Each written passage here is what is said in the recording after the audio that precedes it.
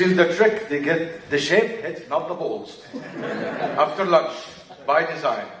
Well, it's a very special day, May 3rd, because it's my wife's birthday. So you can say happy birthday, Irina. The folks in New York can say happy birthday, Irina. So I got away. Why I'm not there? Well, my name is Hany. I live in Cairo, Dubai, Cairo. I'm from Egypt, and I just lived and survived a revolution. And this is a remarkable thing. I used to do what too many people have been trained to do a job. I spent 18 years of my life going to the office, trying to be better, faster, cheaper. I did good. I did pretty good. Then I looked at my age on the 23rd of July last year, and I discovered that I'm 40, and I don't have that many years to come. So I decided to do something different, to do something that I enjoy doing, and in the process, learn. So what I'm doing now is bringing thought leaders to the Middle East and working towards getting thought leaders from the Middle East to the world. I have a personal passion, maybe a dream. Have you realized how many times the word dream mentioned today? Double digit, and it's just growing. How many times the word dream comes to you in your day-to-day life? Very little. So I had a dream. My dream was so simple. I believe that the 21st century is in the making. We haven't seen a thing yet. Yes, Michael Jackson died. Yes, Bin Laden was killed yesterday. I haven't seen the body, so I'm fine. Okay, buying that. Mubarak is down. I've seen that. But this is just the start. You know why? Because I just looked back at the history and I found out that the first 10 years of any century just still the shadows of the previous century. So what we are in now is just the shadows of the 20th century. 1910, 1911, people were riding horses. There were cars. People were using the telegraph. They were telephones. But the whole thing starts by the second decade of any century. And here we are. So the difference we need, and the yes, I shall. Because I strongly believe that in today's day and age, everyone has the power, everyone has the magic, and everyone is enabled to do whatever he believes can do. And in the process, you will start with, I have no clue how I'm going to do that. Live with it. So, my idea that I'm sharing with you today is the FBI. So what is the FBI? The F stands for the future, which is I am mad about. The second is the business, the B for the business, which I've been trained to do it. And the I that I've been inspired with. So, to set the scene, put the elephant on the table, what is the future? The future belongs to those who believe in the power of their dreams and the beauty of their dreams. This is the reality. We have lived an evolution, talking about humans, across the thousands and thousands and thousands of years.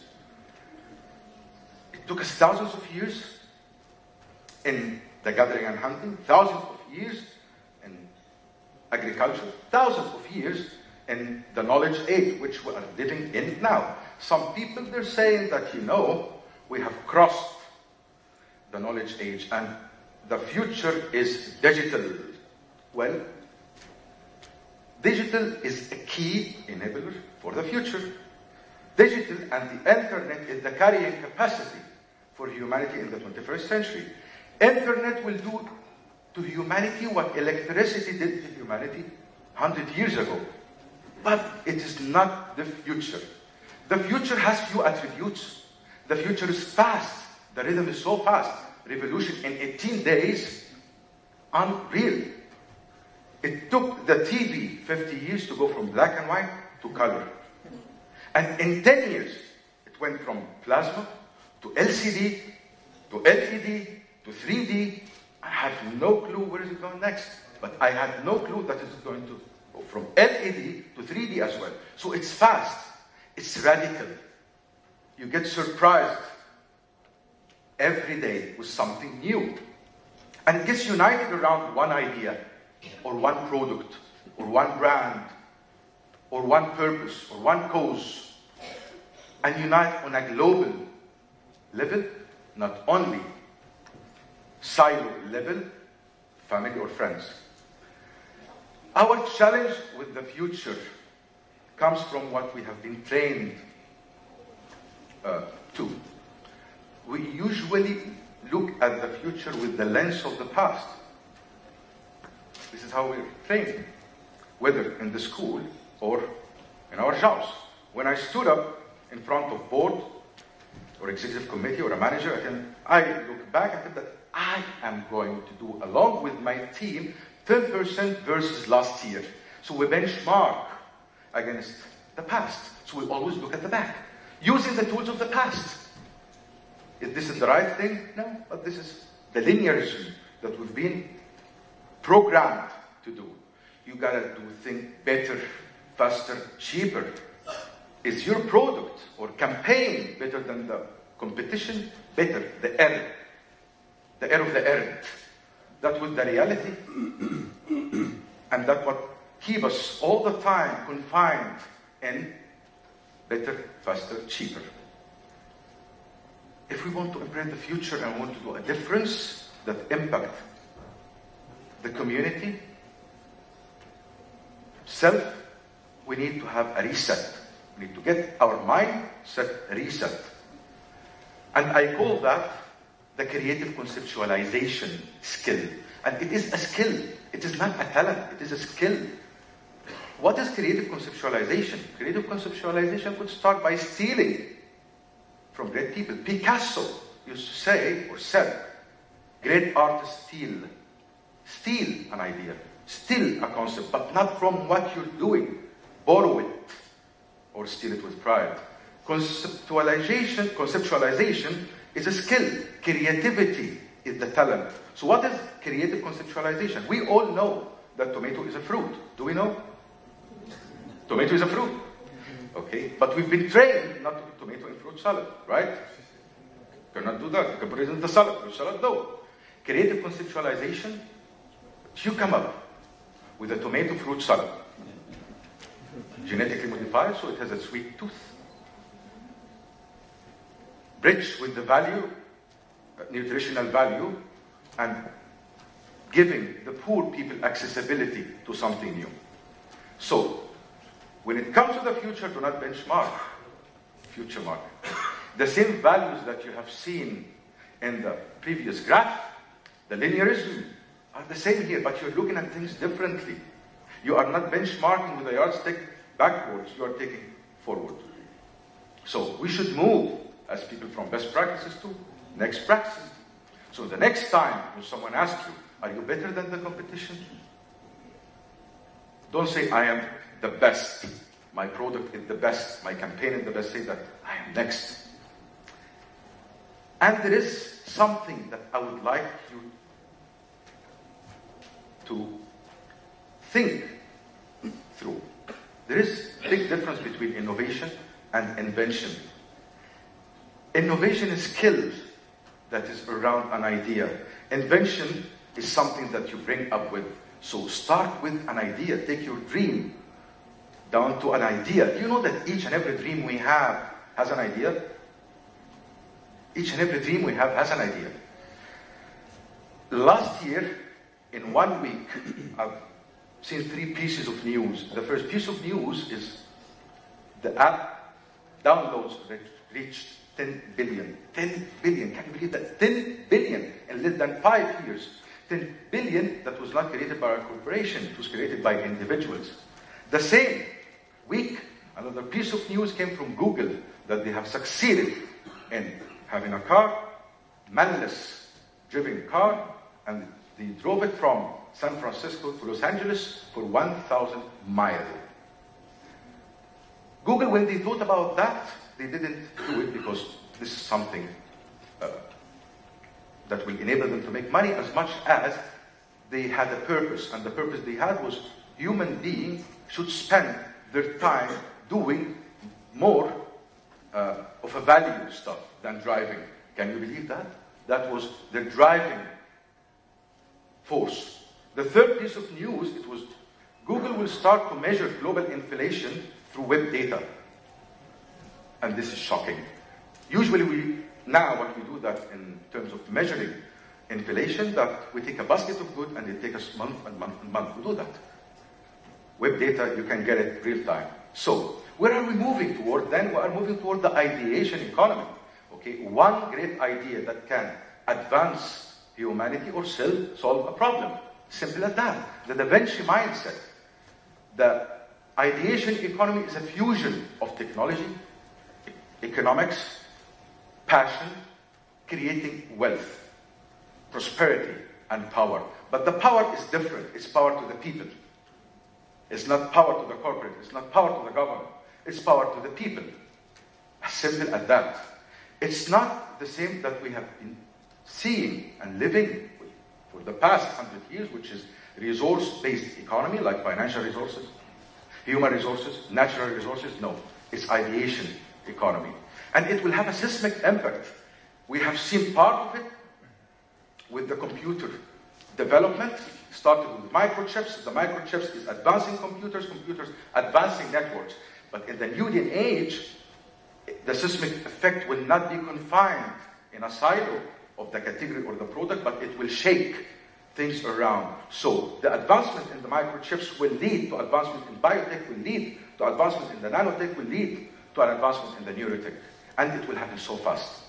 This is a picture, I think it was shared with you earlier, okay, about the technology map for the 21st century. I picked one because it's my favorite. Space, because I'm supposed to be a spaceman in my next life. I looked at it and I was shocked. From 2011 to 2015, private space flight will be available. It is available, actually. If you have $200,000, walk to Virgin Galactic and book a seat, darling. Taking you to the space. In the next 10 years, there will be space tourism. So where are you going this summer? I'm going to the space. 2025 onward, which is not that far, there will be space elevators. Because going to the space and coming back, it will be like going from Muscat to China. As simple as that. Look at the other technologies, you'll find that it's wow, unreal, unreal. So, this is the future. What about the business? What is the great business in the 21st century? In my opinion, it starts with the foresight. Foresight is the translation of the dream, by the way, in practical, pragmatic, boardroom level kind of. You see what others haven't seen, and you believe in it. Let me introduce to you Nano. So small. Started with a dream by an Indian man. He ran a huge company called Tata. They make buses, steel, and. He had a foresight that the Indian family deserve to drive a car, not on a motorbike. 4 members of family, one motorbike, fuming, okay, all across. And he said that, okay, fine, it's $2,000. Dad said, go guys and do this car. They were laughing at him, okay? But what happened? He made it for $2,000 and a little. And who came as a follower? General Motors, Ford, Hyundai, Toyota, and Fiat. They all followed the foresight. The business of the 21st century should start with a purpose, which is, they say, what's your story, man? You must have a story, you have an idea. You want to enable people, you want to make their life better. You believe that they're not supposed to drive cars on a daily basis just from A to B. I call that private profit and public purpose. Started with the Tata man, then came the Volkswagen man. It never stops. Today, this car is being manufactured in China by Volkswagen, and it's planned to be sold at $600. It has a Euro design, carbon-free, 1 cylinder. drives 100 miles, and the safety in this car is almost similar to what's in the GT racing car. It has a purpose. So, while we are working today, what and where we should be working towards? Few things we need to unlearn. The competition. Think of competition, not competition. Think of working, co-creating with others, not self-creating. Think of the collaboration, the connectivity. These four elements, if we just embed it in our day-to-day life, I reckon a lot of change could happen. The second is the value for many, not only for money. Okay? Think value for many. And you want examples for that? Look at how great things spread around nowadays. Facebook is the third largest country in the world after India and China. Yeah. And very soon it will be greater than China. Okay. Some people think that this is the end. It will keep growing. But hang on a minute. MySpace was like this 10 years ago. Where is MySpace now? It's not there anymore. So when you think for value for many. What sort of value I'm giving to the many? And it's not making money. Making money is a byproduct of making a meaning. Start with making a meaning. Start with this. And the money will come after that. So we're done with the future. We're done with the business. We're done with my wife's birthday. Now with the I. Where did the I stand? In my opinion, start from within. It's the I shape the future. It's the belief that you can shape the future. Today, if you have a computer, an internet connection, an idea, you can shape the future. I met a person with one computer, one connection, one idea, who made a global mark. That person did something so simple.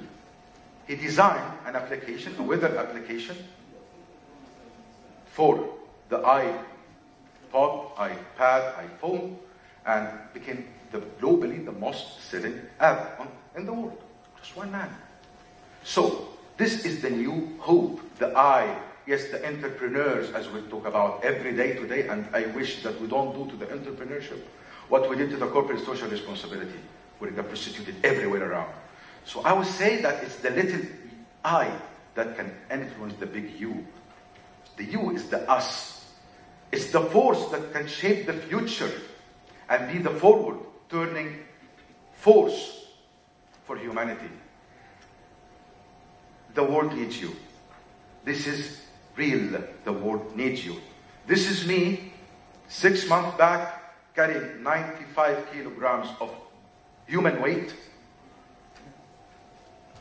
up to 5,500 meters to the Everest base camp, because I said that I am going to do this. I have to do this. And I carried the principle of the U-shape, saying that if there is one thing I want people to do, is that. In my opinion, the next big thing will come from the Middle East. The past 10 years, the past decade came from BRIC, Brazil, Russia, India, China. 10 years before, it came from the Eastern Europe. I strongly believe, call me mad, I am mad, that it will come from the Middle East. And it just started, guys. It just started. Just rock the boat. Make meaning. Don't focus on making the money. And as I held this U-shape 5,500 meters, I would say, hold this. My idea of change. Hold it in your office, your home. Look at what is the next idea that I'm going to do. Taking my dream to an idea. And that's all. Thank you.